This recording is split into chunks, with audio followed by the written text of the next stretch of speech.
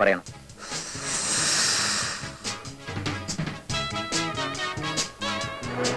Hey, look there.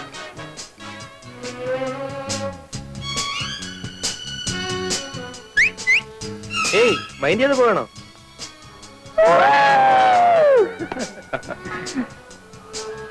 Babu ക്ലാസ്സിൽ പോകണല്ലേ? എടോ, അവിടെ ഇരുന്ന് പഠിക്കുന്നതിനേക്കാൾ എത്രയോ കൂടുതൽ കാര്യങ്ങൾ ഇവിടെ ഇരുന്ന് പഠിക്കാം. താൻ പോയിക്കോ. ബാബു നോക്ക്.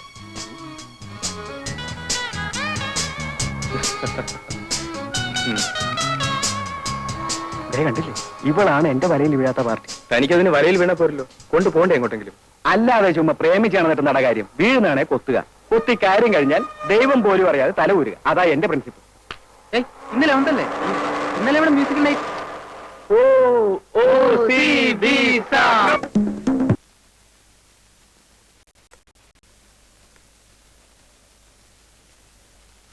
അമ്മേ, ഇത് നോക്കി. എന്താടാ അത്? പോയിട്ട് ഉറങ്ങ. മണി 1:30 ആവാൻ പോന്നു. ഇപ്പോഴാണ് എൻ്റെ ഒരു വാർത്ത. പോയി ഉറങ്ങ.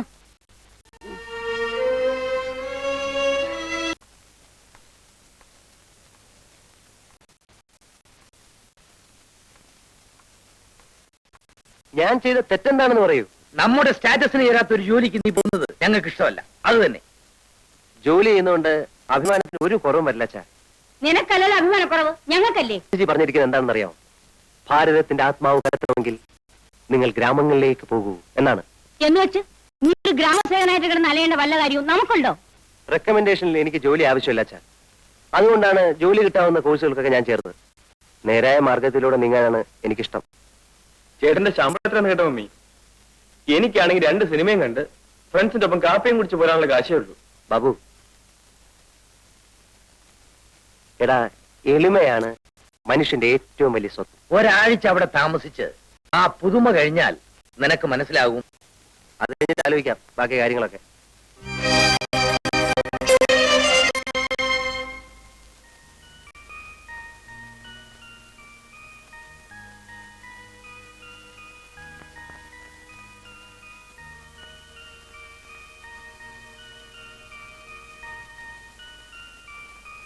മണിക്കുളങ്ങര വില്ലേജ്.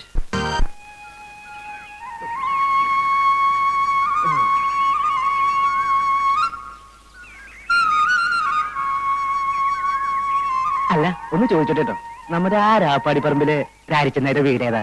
ചെറുക്കന്റെ സ്വഭാവം നന്നായിരിക്കും. സാമാന്യം വിദ്യാഭ്യാസം വേണം. ആര് കണ്ടാലും അയ്യേന്ന് പറയിപ്പിക്കരുത്. പിന്നെ തറവാട്ടുകാരനായിരിക്കണമല്ലോ. ഇതിനെല്ലാം പുറമെ ഒരു പെൺകുട്ടിയെ വെച്ച് പൊറുപ്പിക്കാനുള്ള ത്രാണം ഉണ്ടായിരിക്കണം. അത്രയല്ലേ ഒരു ചെറുപ്പക്കാരന് ആവശ്യമുള്ളൂ. ഞാൻ അങ്ങനെ അതിമോഹമുള്ളവനൊന്നും അല്ല. പ്രഭാകരന്റെ കാര്യത്തിൽ ഒന്നും പേടിക്കാനില്ല. 30 വിളയുന്ന 2 ഏക്കർ നിലപ്പാടമുണ്ട്, തെങ്ങും പറമ്പുണ്ട്, കൊപ്ര കച്ചവടമുണ്ട്, നല്ല എണ്ണം പറഞ്ഞ 4 കറവ് പശുക്കളുണ്ട്. ഇതിൽ കൂടുതൽ രാരിച്ചെന്നാരുടെ മകൾക്ക് നല്ലൊരു ബന്ധം കിട്ടാനില്ല.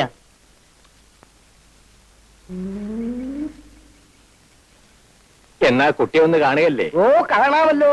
മോളെ സുമതി,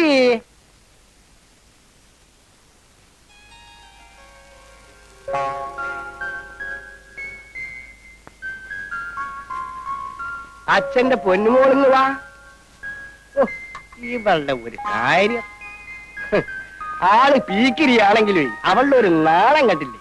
ഇതാണ് എന്റെ ഏറ്റവും ഒടുവിലത്തെ ലാസ്റ്റ്. സുശീലേ, ഇനി മോളിന്ന് വാ. വാ, അച്ഛന്റെ തങ്കക്കട്ടി ഇങ്ങ് വാ. ഇവളാണ് ഇതിന് നേരെ മൂത്തത്. സുഷ്മേ, വരും വരും വരും. സുഷമ, സുഗു, സുധാകരൻ. ഇത് ഇതിന്റെ മേലെ ഇത്, ഇതിന്റെ മേലെ ഇത്, ഇതിന്റെ മേലെ ഇത്. അല്ല, പ്രധാനപ്പെട്ട ആളെ ഇങ്ങോട്ട് കണ്ടില്ലല്ലോ. അതല്ലേ വിളിക്കാൻ പോകുന്നത്. ലക്ഷ്മിയേ,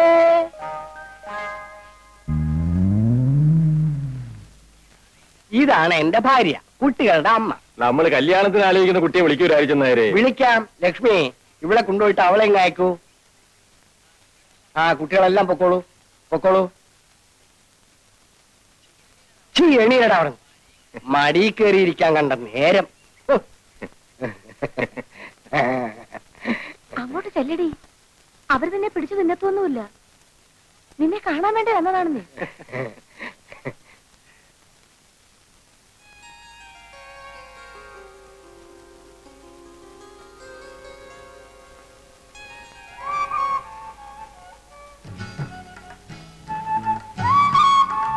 ദാ ഇതാണ് രാധ. മോളെ ഇതാണ് അല്ല ദേ ഇതാണ് പ്രഭാകരൻ. നോക്ക്. ആ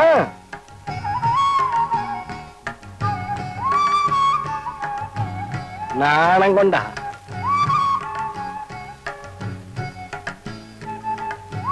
അപ്പോ കുട്ടി ഞങ്ങൾക്ക് ഇഷ്ടപ്പെട്ടു. ഓ ഇനി തീയതിയെല്ലാം നിശ്ചയിച്ച് ഞങ്ങൾ ഇങ്ങോട്ട് വരാം. ശരി, എന്നാ നമുക്കിറങ്ങാം.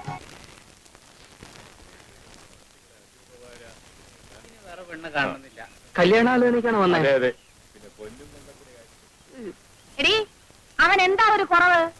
അഴകില്ലേ, ആരോഗ്യമില്ലേ, 2 ഏക്കർ നിലം, 1 തെങ്ങും പുരയിടം, നല്ല വില നടത്തുന്ന ഒരു പപ്രാ കച്ചവടം. ഇതൊന്നും നിന്റെ കണ്ണിന് പിടിക്കുന്നില്ലല്ലേ?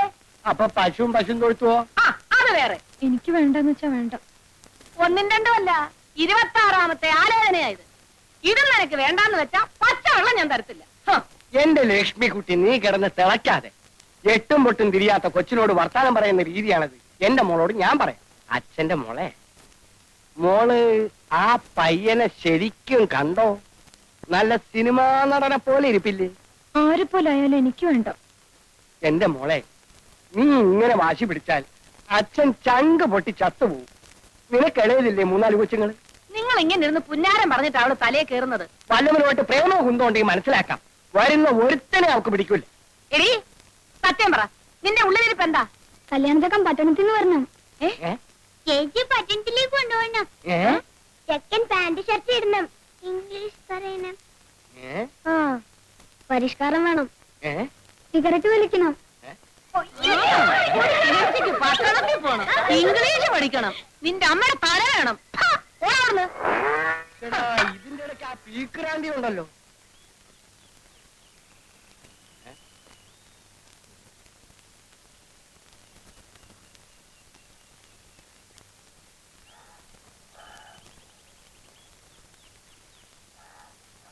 ഈ ചെയ്യുന്നതൊക്കെ ന്യായമാണെന്ന് തോന്നുന്നുണ്ടോ? രാധയ്ക്ക് ഇതുവരെ 26 കല്യാണാലോചന വന്നിട്ടുണ്ട്.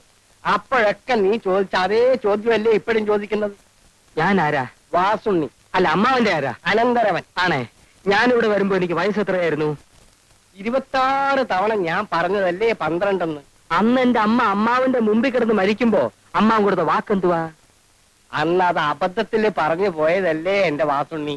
രാധയെ നിനക്ക് കല്യാണം കഴിച്ചു കൊടുക്കാമെന്ന് 12 വയസ്സ് മുതൽ നീ ഇതേ ശരണമെന്ന് പറഞ്ഞ് നടക്കുമെന്ന് ഞാൻ കരുതിയോ? മരിക്കാൻ നേരത്ത് ഒരാൾക്ക് കൊടുത്ത വാക്ക് പാലിക്കണ്ടേ അമ്മാവാ? എടാ വാസുണ്ണി, എന്റെ സഹോദരി, നിന്റെ അമ്മ മനസമാധാനത്തോടുകൂടി മരിച്ചോട്ടെ എന്ന് വിചാരിച്ച് ഞാൻ അന്ന് ഒരു ഭംഗി വാക്ക് പറഞ്ഞു പോയി. എന്നാൽ എന്റെ അമ്മയ്ക്ക് മനസ്സമാധാനം കിട്ടിയിട്ടില്ല. അത് നിനക്ക് എങ്ങനെ അറിയാം? എന്റെ അമ്മയുടെ ആത്മാവ് കരഞ്ഞോണ്ട് ഇവിടെ എല്ലാം ചുറ്റി കറങ്ങുന്നുണ്ട്. ആ അവളെ കാണുമ്പോ ഞാൻ പറഞ്ഞോളാം, നീ സമാധാനമായിട്ടിരിക്കും. ഇന്നലെ രാത്രിയിലും സ്വപ്നത്തിൽ വന്ന എന്റെ അമ്മ എന്നോട് ചോദിച്ചു, എന്താ മോനെ നിനക്കൊരു വിഷമം? എടാ, ഒരു ഉത്തരവാദിത്വം ഇല്ലാതെ പട്ടവും പറപ്പിച്ച് നടക്കുന്ന നിന്നെ വിശ്വസിച്ച് ഞാൻ എങ്ങനെയാടാ രാധയെ പറഞ്ഞേക്കുക? ഇപ്പൊ ഞാൻ അങ്ങനെ നടക്കുന്നത് ശരി തന്നെ. പക്ഷെ രാധയെ കെട്ടിയാൽ ആ സെക്കൻഡിൽ അമ്മാവനേക്ക് ഓഹരി തരണ്ടേ? എന്നിട്ട് അതിൽ കെങ്കേയമായി കൃഷി ഇറക്കി ഞാൻ അവളെ പൊന്നുപോലെ നോക്കുമാ. വാസുണ്ണി, നീ എന്നെ ഇങ്ങനെ ഞെക്കി പിഴിയരുത്. ഓരോ കല്യാണക്കാര് വരുമ്പോഴും അപ്പ നീ എന്നെ വിളിക്കും. അത് കാണുമ്പോഴേ എന്റെ തല എങ്ങനെ കറങ്ങും. അവൾക്കാണെങ്കിൽ നിന്നെന്നല്ല അന്വേഷിച്ചു വരുന്ന ഒരുത്തനെയും പിടിക്കൂല. പട്ടണത്തിൽ നിന്ന് വേണം പോലും, പട്ടണത്തിൽ നിന്ന്. വന്ന ആളിലൊക്കെ പോവാവോ? ഞാൻ വീടാന്തരം നടന്ന് കുറെ ആളുകളെ സംഘടിപ്പിച്ചതാ.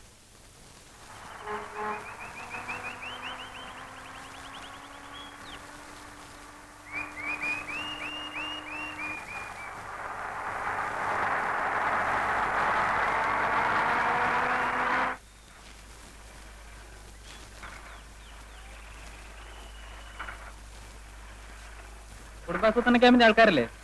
അതെ. ഉദ്ഘാടനത്തിന് വീഡിയോക്ക് വരാൻ പറ്റില്ല എന്ന് പറഞ്ഞു. അദ്ദേഹത്തിന്റെ അച്ഛന് അസുഖം കൂടുതലാണത്രേ. അതുകൊണ്ട് വേറെ ആരെങ്കിലും വിളിച്ച് ചോദിച്ചോളാൻ പറഞ്ഞു. ഇനിയിപ്പോ 11 മണിക്കൂർ ആരെ അന്വേഷിച്ചു പോകാനാ? നീ തന്തയ്ക്ക് സൂക്കേട് വരാൻ കണ്ട ഒരു സമയം. നിങ്ങളത് ഏറ്റപ്പോഴും മനസ്സിലായി. കുഴക്കുള്ളൂ. ഞാനും ചെയ്യാനാ? ഇനിയിപ്പോ ഒരൊറ്റ പോവഴിയുള്ളൂ.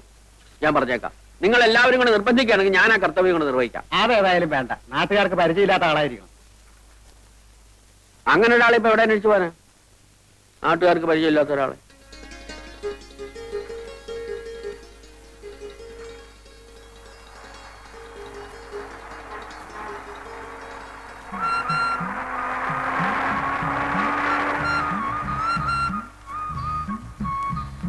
ഈ വില്ലേജ് ഓഫീസിലേക്കുള്ള വഴി ഏതാ?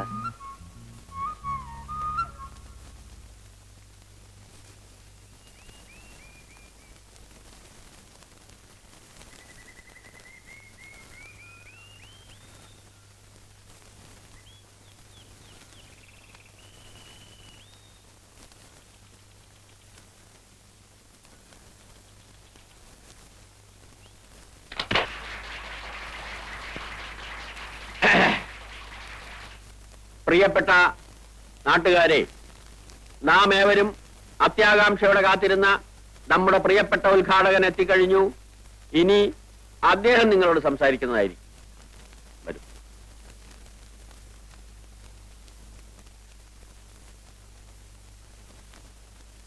പ്രിയപ്പെട്ട സഹോദരന്മാരെ, സഹോദരികളെ,